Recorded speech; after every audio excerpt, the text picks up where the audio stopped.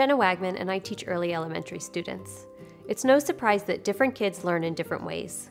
Sometimes I find there are as many different ways of learning in my classroom as there are kids. We're going to break down some of these learning personalities and give you some concrete tips on how to set up your individual learner for success.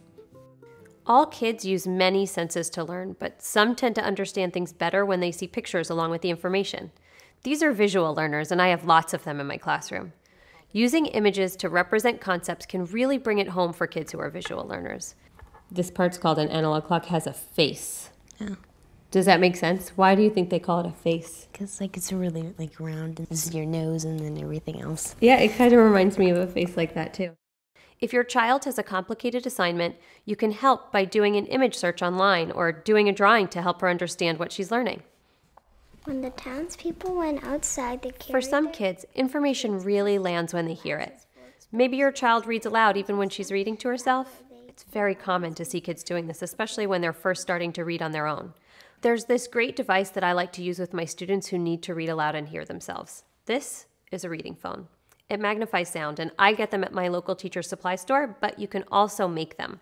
All you need to do is go to your local home improvement store, get some PVC piping, put it together, and you have your own at-home phone.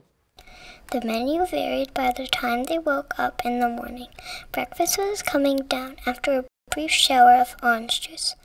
The reading phone helps with both comprehension and fluency because an auditory learner will really benefit from hearing herself. If you think that your child might absorb information better by touching, here's something you can try. One partner is going to put a few buttons under your plate, okay, while the other partner turns around. And you have to figure out, based on how many are left outside of the plate, how many are underneath the plate. All right, Coop. 17. How'd you know? Because 20 minus 3 would equal 17.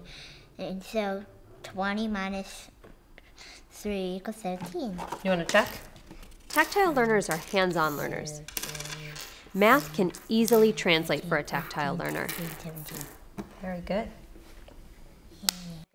Some tactile learners find that reading chapter books is very challenging.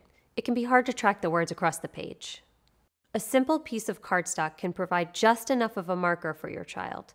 This way, she can keep track of what she reads. Kids learn in many different ways. You might find that a combination of these methods will work best for your child.